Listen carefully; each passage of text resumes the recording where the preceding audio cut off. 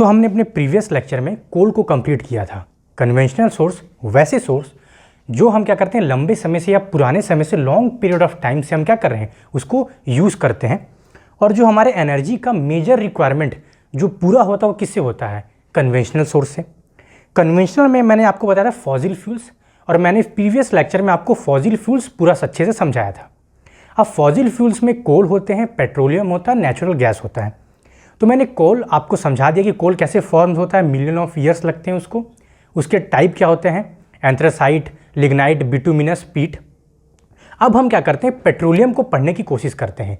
मैं क्या कर रहा हूँ, जितने फॉसिल फ्यूल्स हैं आपको डेप्थ में समझा रहा हूँ कि वो कैसे बनते हैं। उसके बाद हम क्या करेंगे, हम पढ़ेंगे थर्मल पावर प्लांट के बारे में और हाइड्रो इलेक्ट्रिसिटी के बारे में। तो सबसे पहले हम पढ़ते हैं आज के लेक्चर में पेट्रोलियम के बारे में। किसके बारे में हम पढ़ेंगे, पेट्रोलियम।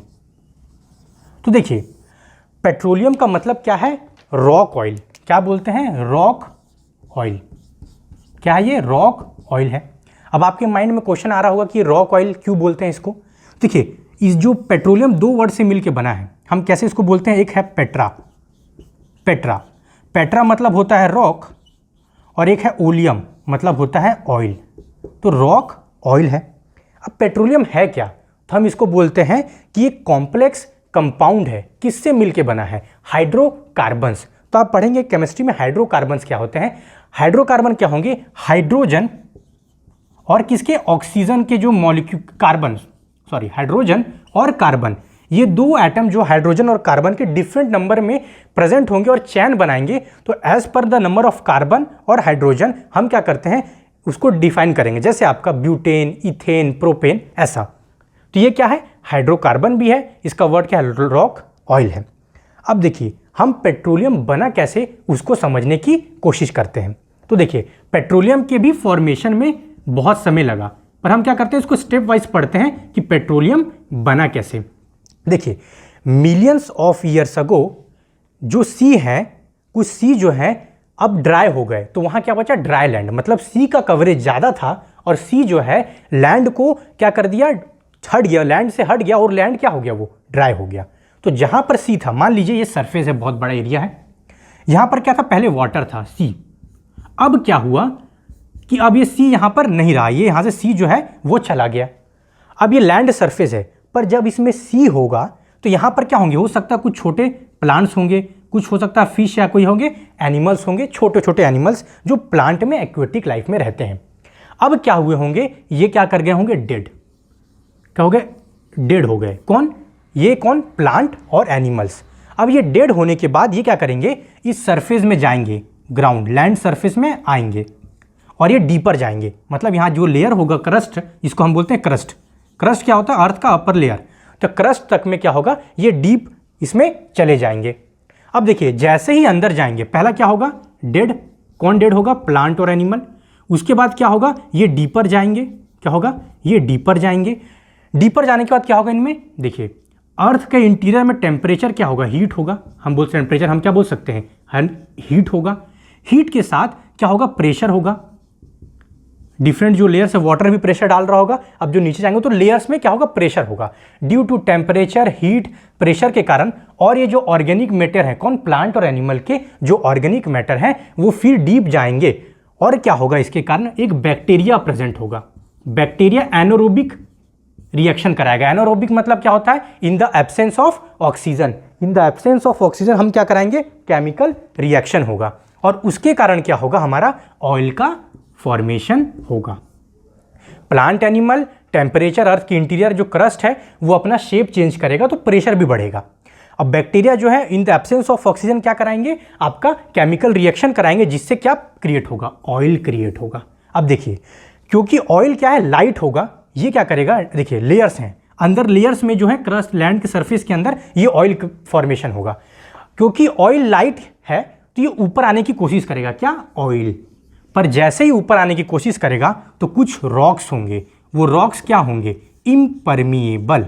इम्परमिएबल मतलब होगा कि ये ऑयल को अपने से पास होने नहीं देंगे। मान लीजिए रॉक है, ये ऑयल जब फ्लो करेगा तो ये इसके ऊपर पेनिट्रेट नहीं कर पाएगा, तो इसको हम क्या बोलेंगे, ये रॉक वहीं पर रह जाएंगे, इम्परवियस। इम्परवियस मतलब not allowing the oil to flow. तो अंदर ग्राउंड जो लैंड सरफेस है अब वहां से सी जा चुका है, ड्राई अप हो चुका है, क्योंकि मिलियंस ऑफ ईयर इसके फॉर्मेशन में लगता है। तो अब हम क्या करेंगे, ये रिजर्व्स होंगे, हमें पता चलेगा कि कहाँ लैंड के अंदर क्या है, ऑयल है। तो ऑयल है तो अब उसको हम निकालेंगे कैसे, तो देखिए ये इम्परवियस है, ये अलाउ नहीं करेंगे, तो हम क्या कर सकते हैं, इसमें ड्रिलिंग करेंगे, वेल बनाएंगे, कुआं, और वहां तक पहुंचेंगे जहां तक हम इस रॉक को क्या करें, तोड़ दें, रॉक को क्या करें, तोड़ दें, ताकि हमें ऑयल का सप्लाई मिलने लगे।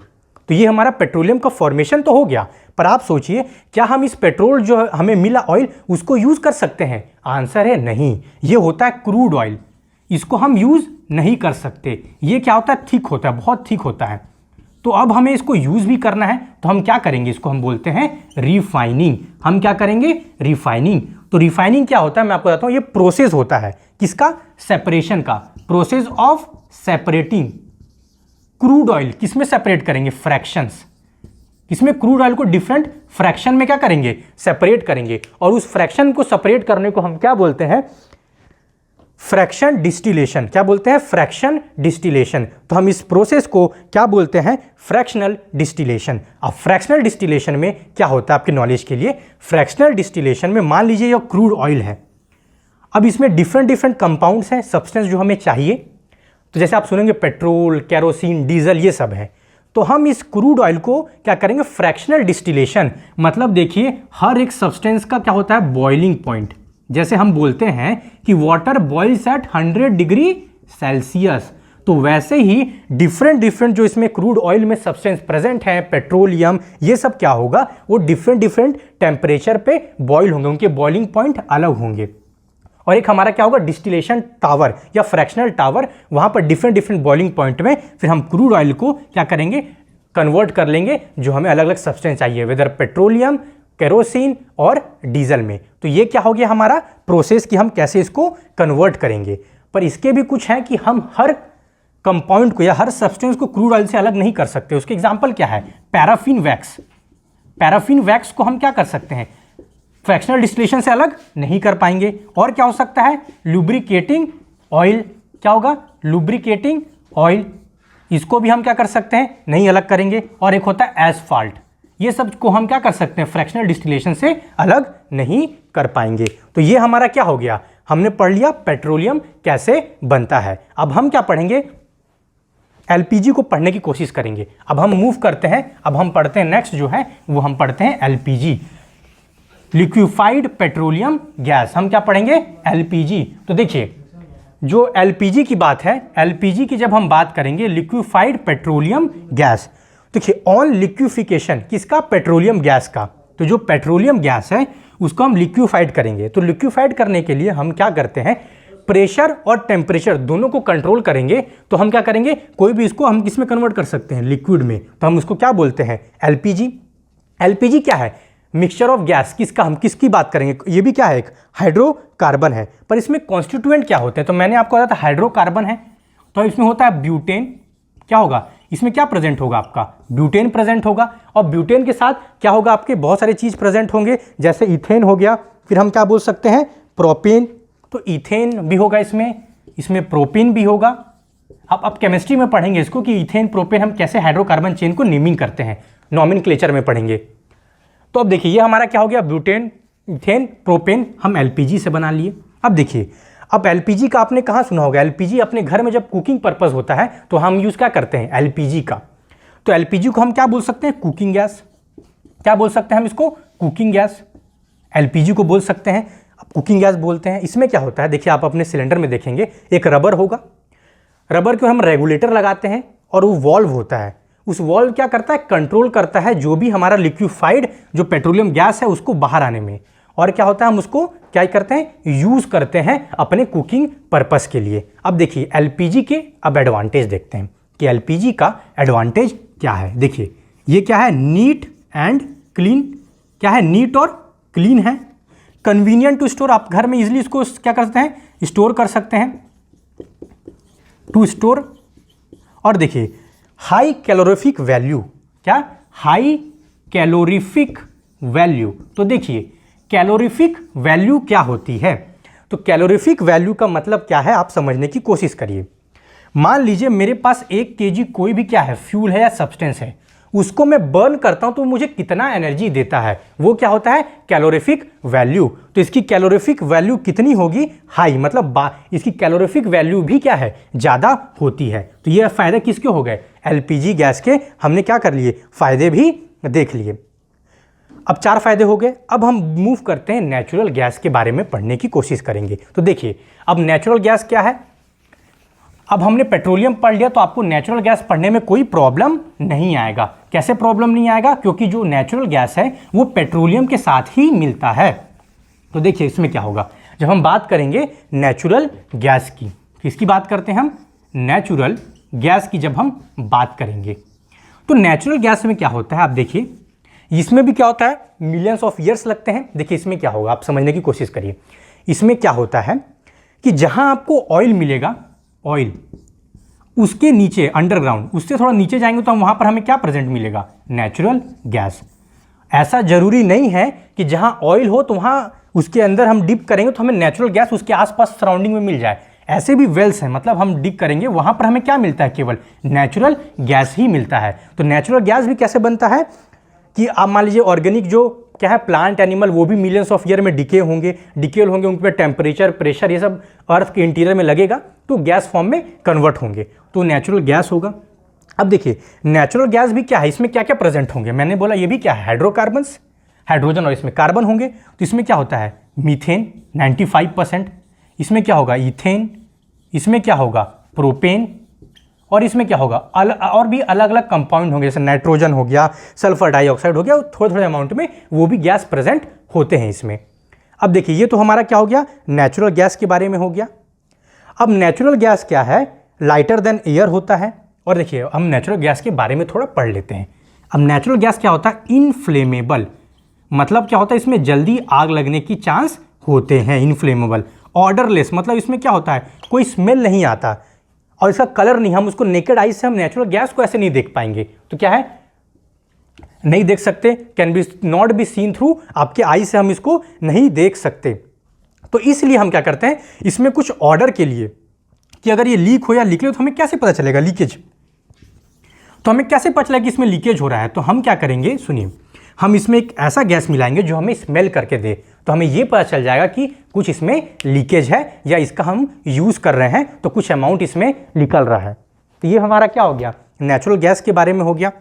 अब देखिए नेचुरल गैस में भी हम क्या करते हैं, इसका लिक्विफिकेशन, आप हमेशा देखिएगा मैं यूज़ कर रहा हूँ लिक्विफिकेशन, तो ये बन जाएगा CNG, कंप्रेस्ड नेचुरल गैस।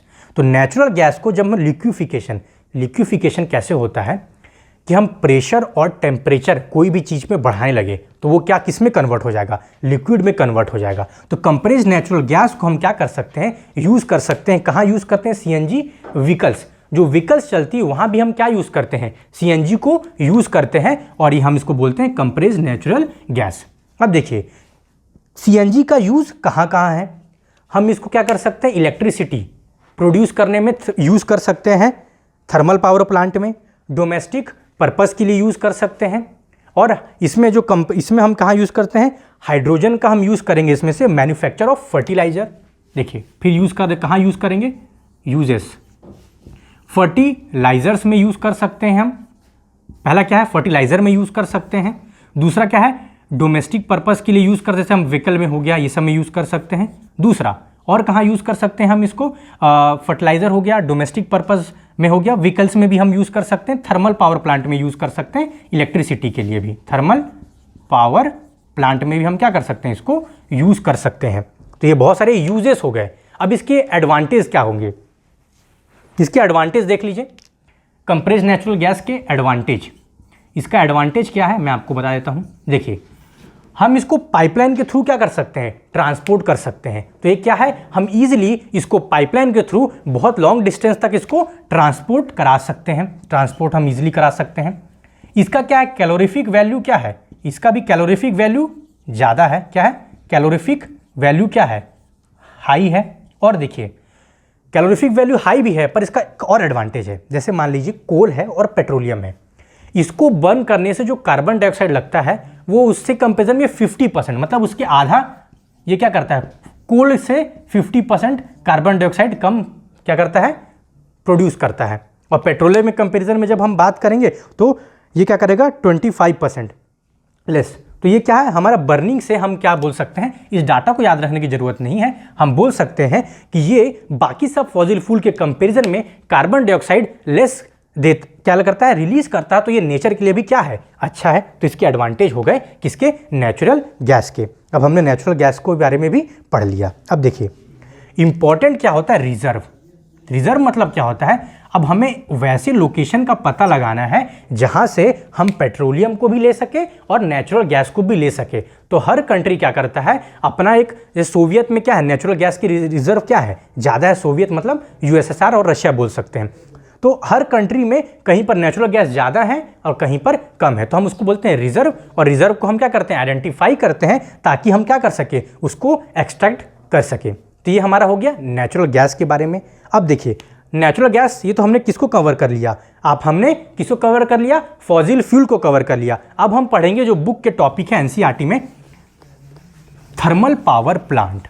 क्या होते हैं, थर्मल पावर प्लांट। देखिए जो थर्मल पावर प्लांट है, क्या है, थर्मल पावर प्लांट। देखिए थर्मल का मतलब होता है हीट, और प्लांट में हम पावर प्लांट में क्या करें, पावर का जनरेट करेंगे, इलेक्ट्रिसिटी का। तो थर्मल पावर प्लांट में हम क्या करते हैं, देखिए हम किसको हीट करेंगे, हम कोल को बर्न करेंगे। क्या करते हैं, फॉसिल फ्यूल। हम फॉसिल फ्यूल को, कोल को बर्न करेंगे। क्या करेंगे, इसको बर्न करेंगे, कोल को क्या करेंगे, इस कोल को बर्न करेंगे। और बर्न करेंगे तो क्या होगा, इसमें हीट निकलेगा।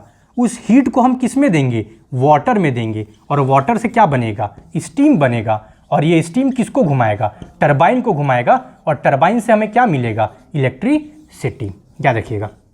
अब आप बोलेंगे कैसे इलेक्ट्रिसिटी मिलेगी, मान लीजिए ये, मान लीजिए टरबाइन है। अब इसमें स्टीम जाएगा और इसको क्या करेगा, रोटेट कराएगा। अब इसके साथ यहाँ पीछे हम प्रोसेस पढ़ेंगे कि जनरेटर होगा जो ये रोटेट करेगा, और हम यहाँ पर मैग्नेट लगा के रखेंगे। जब ये रोटेट करेगा तो रोटेटिंग क्या करेगा, ये रोटेट करेगा और जनरेटर में मैग्नेटिक फील्ड होगा, और हम जनरेटर की हेल्प से क्या करेंगे, उसको इलेक्ट्रिसिटी में कन्वर्ट कराते हैं। तो वो हम पढ़ेंगे, इलेक्ट्रिक मोटर और जनरेटर जब प्रिंसिपल पढ़ेंगे तब हमें वो समझ में आएगा। अभी के लिए क्या है कि हमने फॉसिल फ्यूल कोल को बर्न किया, उससे हीट प्रोड्यूस किया। हीट को कहाँ यूज़ किया, वाटर में। वाटर से स्टीम बना, और स्टीम से मैं टरबाइन रोटेट करूँगा, और उस टरबाइन से मुझे क्या मिलेगा, इलेक्ट्रिसिटी मिलेगा। तो ये क्या हो गया हमारा थर्मल पावर प्लांट। हम कोल का यूज़ करते हैं, और थर्मल पावर प्लांट से हमारे मेजर एनर्जी रिक्वायरमेंट इंडिया में फुलफिल होते हैं। और देखिए फुलफिल तो होते हैं, पर जब कोल की बात आती है तो कोल का यूज़ कर रहे हैं, ये पॉल्यूशन करता है, इसलिए हम दूसरे ऑप्शन को भी देख सकते हैं। तो थर्मल पावर प्लांट के डिसएडवांटेज क्या होंगे कि इसमें क्या है कि हमें पॉल्यूशन ज़्यादा कॉज होगा, हेल्थ हजार्ड्स हैं जहाँ पर लाइफ में डेंजर है। कोल जब एक्सट्रैक्शन करते हैं तो वहाँ पर हजार्ड होता है कि कुछ लोग अंडरग्राउंड माइनिंग हो रहा है, मैंने आपको पढ़ाया था, तो वो डेंजर है। और क्या है, ये लिमिटेड है, कोल क्या है, लिमिटेड होता है, क्योंकि मिलियंस ऑफ ईयर्स में बना है। जब हम इसको फास्ट रेट में यूज़ करेंगे तो क्या होगा, कोल जो है वो कम हो जाएगा। तो हमें और भी सोर्स सोचना पड़ेगा इसके। और डिसएडवांटेज हो गए कि लिमिटेड है, पॉल्यूशन ज़्यादा है, और इनिशियल जो है लाइफ को भी थ्रेट है। अब एडवांटेज क्या है कि हम इसको लंबे डिस्टेंस तक कोल के उसको प्रोड्यूस करके पहुंचा सकते हैं, चीप है। और घर में हमें मान लीजिए कि हमें लाइट चाहिए, बल्ब ग्लो करना है, तो हम कोल वहाँ यूज़ करके हम नहीं प्रोड्यूस कर सकते। इसलिए हम क्या करते हैं, थर्मल पावर प्लांट में कोल की मदद से इलेक्ट्रिसिटी जनरेट किए और उसको क्या करते हैं, ट्रांसफ़र करते हैं लंबे डिस्टेंस तक। तो आज का जो नेक्स्ट टॉपिक और लास्ट टॉपिक जो हम इस लेक्चर में कवर करेंगे वो आपका क्या है, वो है आपका हाइड्रो इलेक्ट्रिसिटी। अब हम क्या पढ़ रहे हैं, लास्ट टॉपिक, उसको क्या बोल रहे हैं हम, हाइड्रो इलेक्ट्रिसिटी। क्या है ये, हाइड्रो इलेक्ट्रिसिटी। अब हाइड्रो मतलब क्या, वाटर से रिलेटेड है। देखिए आपने वर्ड सुना होगा डैम। डैम में क्या करते हैं हम वाटर को कलेक्ट करते हैं। तो इसमें हम हाइड्रो इलेक्ट्रिसिटी पढ़ने से पहले हम दो चीज़ पढ़ेंगे, दो एनर्जी के बारे में पढ़ेंगे। वो क्या है, काइनेटिक एनर्जी, और एक होता है पोटेंशियल एनर्जी। देखिए पोटेंशियल एनर्जी वो एनर्जी होती है, पोटेंशियल एनर्जी वो एनर्जी है जो कोई ऑब्जेक्ट में हाइट के कारण आती है। मान लीजिए ये ऑब्जेक्ट है, ये मार्कर है, ये इस हाइट पे है, तो जो एनर्जी इसको हाइट पे रहने से मिलेगी हम उसको क्या बोलेंगे, पोटेंशियल एनर्जी। किसके कारण आती है, हाइट के कारण आती है। और कोई चीज़ जब मूवमेंट करेगा, वेलोसिटी होगी जिसमें मूवमेंट, जो एनर्जी मूवमेंट के कारण आती है वो क्या हम उसको बोलते हैं, काइनेटिक एनर्जी बोलते हैं। और देखिए इसमें होता क्या है, हाइड्रो इलेक्ट्रिसिटी में हम क्या करेंगे, डैम में वाटर स्टोर करेंगे। देखिए रिवर का पानी जो है वो फ्लो कर रहा है, मान लीजिए ये फ्लो कर रहा है, तो इसमें क्या है, काइनेटिक एनर्जी। हम क्या करेंगे, मान लीजिए इसको एक डैम है यहाँ पर, ये देखिए इस डैम में मैं करूँगा वाटर को, अब क्या करूँगा, यहाँ पर चेक बना दिया मैंने रिवर के किनारे, और मैंने यहाँ पर पानी को क्या कर दिया, स्टोर कर दिया। क्या कर दिया, स्टोर कर दिया। तो मैंने काइनेटिक एनर्जी को किस में कन्वर्ट कर दिया, अभी यहाँ पर पोटेंशियल एनर्जी में कन्वर्ट कर दिया। एक जगह है, कुछ हाइट पे होगा, ये हाइट है, मान लीजिए ये ग्राउंड है, तो यहाँ पर क्या हाइट पे मैंने क्या कर दिया, इस वाटर को कंस्ट्रक्ट कर दिया, मतलब वाटर डैम को कंस्ट्रक्ट कर दिया। अब क्या होगा, एक गेट होता है, मान लीजिए एक आपके बुक में बना होगा स्लुइस गेट। तो ये गेट क्या होता है, कंट्रोल करता है रेट ऑफ वाटर को, मतलब पानी यहाँ इकट्ठा है, अब ये नीचे जाएगा तो एक गेट लगा के रखेंगे जिसको मैं ओपन करूंगा, मान लीजिए ऐसा गेट है ये। अब मैं इसको क्या कर रहा हूं, ओपन करूंगा ऊपर, तो क्या करेगा, रेट कंट्रोल करेगा कि वाटर कितने रेट में नीचे जाएगा। थ्रू पाइपलाइन भी हो सकता है, और कोई मेथड से हम क्या करेंगे, इस वाटर को नीचे भेजेंगे। अब नीचे भेजने से क्या होगा, जो इसकी पोटेंशियल एनर्जी है उसको अब हम किस में कन्वर्ट कर रहे हैं, काइनेटिक एनर्जी में कन्वर्ट कर दिए। एनर्जी का कॉन्सेप्ट समझ में आ गया। पहले काइनेटिक से पोटेंशियल किया, अब पोटेंशियल से फिर जब फ्लो करेगा तो कौन सी एनर्जी हो जाएगी, काइनेटिक एनर्जी। अब यहां पर जाके यहां पर क्या होगा, आपका एक टरबाइन होगा। क्या होगा, मान लीजिए टरबाइन होगा ऐसे। अब ये वाटर जाके इसको हिट करेगा, ठीक है, तेजी से, और ये टरबाइन क्या करेगा, मूव करेगा, और यहां पर होगा टर्बो जनरेटर। अभी समझ लीजिए जनरेटर ये क्या काम करेगा, जो रोटेशन है टरबाइन का उसको किस में कन्वर्ट करेगा, ट्रांसमिशन लाइन हो गया, यहां पर ट्रांसमिशन लाइन। ट्रांसमिशन लाइन का मतलब क्या है, जो इलेक्ट्रिसिटी जनरेट हुई उस वायर से यहां जाएगी। फिर से हमने क्या किया, डैम बनाए, डैम बनाने के बाद उसको पोटेंशियल से काइनेटिक एनर्जी कन्वर्ट किया, वो टरबाइन में जाएगा, टरबाइन को मूव करेगा, उससे क्या जनरेट होगा, इलेक्ट्रिसिटी जनरेट होगा, और जो पानी बच जाएगा उसको हम बोलते हैं चेक डैम।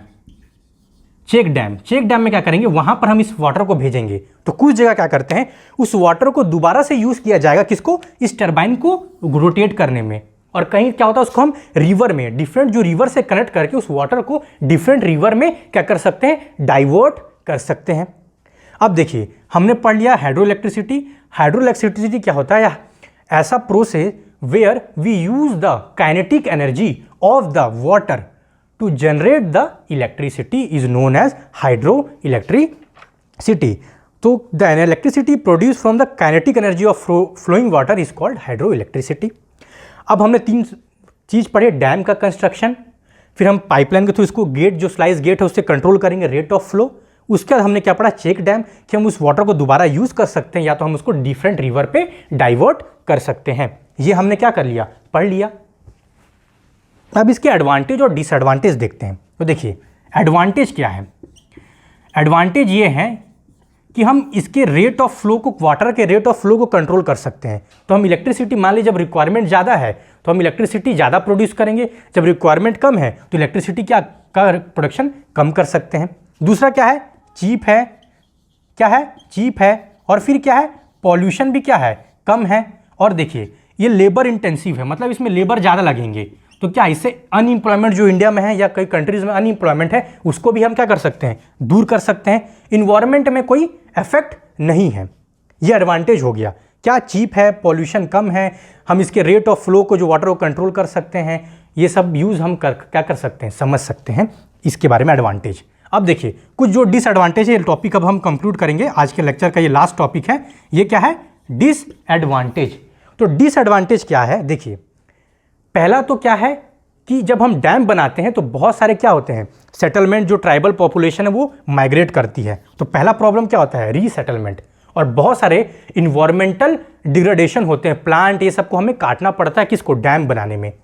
और मान लीजिए कभी बांध बोलते हैं, डैम टूट गया तो उससे फ्लडिंग होगा, तो उससे लॉसेस ज़्यादा होंगे, लॉस।